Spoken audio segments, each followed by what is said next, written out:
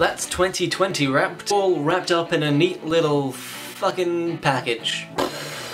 What a year, what a shit show. I think 2020 will go down in history as one of the many years. What did I do in 2020? Fuck all, that's what. I had big plans for this year, big plans. I was like Alex Gaskarth in the chorus of Waitlist. This was gonna be my year. I remember making those plans last New Year's. So many things were different back then. I was in a friend of a friend's flat, I was in a big city, surrounded by friends, I had hope. Me and my friends, as we watched fireworks go off over the city's skyline, we were gonna move into a house together. We were gonna go to festivals and Comic-Cons, my comedy career was gonna take off and I'd perform night after night, it was all gonna happen. But then 2020 came along like me at my first ever D&D session and said, no dice. I bought a calendar for 2020, you can see it back there. That was one of the worst purchases I've ever made. I suppose I should talk about the big thing, you know? The big news topic everyone's talking about. The thing that I think has affected pretty much everyone this year, and that's that I grew a beard. That's the news. Biggest news of 2020, that one. Technically, actually, I grew 2 beards. I grew a beard, then I shaved it off, and then I grew another one. But anyway, the year 2020 in general, that gets 1 star from me. Alright, let's talk movies 2020. There weren't any. Next. No, there were some good ones. The Old Guard was good, The Devil All the Time was very good, and I just watched Soul, Pixar's Soul, which was really good. Oh, I also finally saw The New Mutants, which was meant to be released in like 2018. I quite enjoyed it, wasn't the worst, wasn't the best, had a big bear in it, so that was good. But yeah, for obvious reasons, I don't have too much to say about movies of the year. I have not seen as many as I usually would. So let's move on to music. This was actually quite good. Quite a lot of albums I really enjoyed came out this year, last year. You know what I mean. My big 3 albums of the year, Brain Pain by 4 Year Strong, Big Vibe by Seaway, and Self Care by Yours Truly. Those were my jam. Biggest disappointment for me was Neck Deep's new album, All Distortions Are Intentional. I really wanted to like this one, I just didn't do it for me. I wanted more songs from Neck Deep that were in the vein of Don't Wait or Happy Judgment Day, more of that kind of sound, but they went in a different direction. And I don't begrudge bands trying new directions, you know, power to them, it just wasn't a direction that I particularly enjoyed. In fact, for me it was blown out of the water by Broadside's album, which came out on the same day, Into the Raging Sea. That was full of absolute bangers. I highly recommend listening to that one if you haven't listened to it already. Let's talk about books. Books were big for me this year. Due to various lockdowns, I got through a lot of my reading pile and I actually read 25 whole books last year. So for this book section I'm going to be talking about books that I read in 2020 as opposed to books that came out in 2020, because I think I only read 1 book that actually also came out in 2020, and that was The Trouble with Peace by Joe Abercrombie, which I loved. I'm a big fan of the First Law series and a big fan of Joe Abercrombie, so it stands to reason that I've really enjoyed this. I also read The Kingkiller Chronicle, which I've been hearing good things about. I didn't finish The Wise Man's Fear in 2020, but I read most of it. I had like 200 pages left to finish up in January, so whether or not I count that one as read in 2020 is...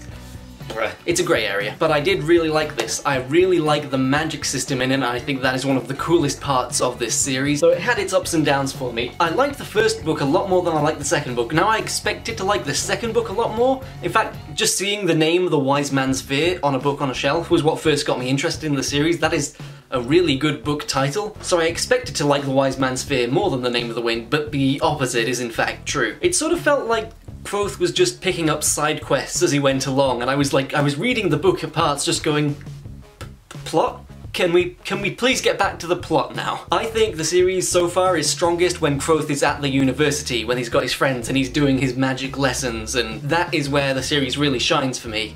And in the second book we spend a lot of time away from the university, which I think it suffered for. Worst books of the year. It's a toss-up between these two. Assassins of Athens by Jeffrey Seeger, I'm not sure how to say that, and The Last Werewolf by Glenn Duncan. Really did not enjoy these. These were a chore to get through for me. By the way, I am thinking of going into more detail in future videos on the books that I read last year, and maybe doing some book reviews, what I thought of certain series, and maybe do a ranking of the books I read last year, something like that. So stay tuned for that. And finally, TV. Lots of good TV coming out this year, especially filling up the void that was left by a sort of absence of cinema. Second seasons of The Mandalorian, The Boys, The Umbrella Academy, His Dark Materials, lots of second seasons. I also literally just watched The Queen's Gambit, and that was really good. I don't know if you can see behind me, I've got a chess set now. What else? The Great British Bake Off was very good this year. I had a lot of fun live tweeting the Bake Off. Something else that came out this year that I really did enjoy, there's a channel on YouTube called Team Starkid. They are known for doing musicals that they produce and film and record professionally and put on YouTube for free, and they've started doing one that is called the Hatchetfield series, which is kind of an eldritch horror comedy, which I really enjoyed, and they released a show called Nightmare Time where they did readings over Zoom calls of a few different short stories that are set in that same sort of series. Really enjoyed that, and also the songs in it are absolute bangers. So that was another good thing for the year. So to sum up, there were some pretty good movies, but I only saw a handful. There was some really good TV. Books were a mixture, but I read loads more books than I usually would. That was a big achievement for me. That was actually my New Year's resolution, was to like read at least 2 books a year. 2 books a month even. My goal was to read 24 and I ended up reading between 25 and 26 depending on what you think about the last 200 pages of Wise Man's Fear being read in January as opposed to still in 2020. Lots of really good music came out. Put my top 10 albums on the screen for you there. There was some pretty good TV that came out, and the year in general was not pretty good at all. It was one of the worst. And that was 2020 wrapped. That's sort of what I did in 2020. I watched TV and I read books. That was the extent of my activities. As I say, I have a lot more to say about the books that I've read, the Kingkiller Chronicles and Joe Abercrombie and the Shades of Magic series, which I just finished. I'd love to go into more detail about all of those, and I probably will in future videos, so look forward to me talking about books a lot more on the channel. If you want to give this video a like, subscribe, check out another video I've made, I won't stop you from doing that. In fact, I'd very much like it if you did. Also, leave a comment telling me what some of your highlights from the year are, books, movies, films, etc. I just said movies and films, as though those were two separate things. Books, movies, music, I think is what I meant to say there. And that's all I have to say for my summary of the year, so thank you all so much for watching this video, and as always, I will see you in my next one.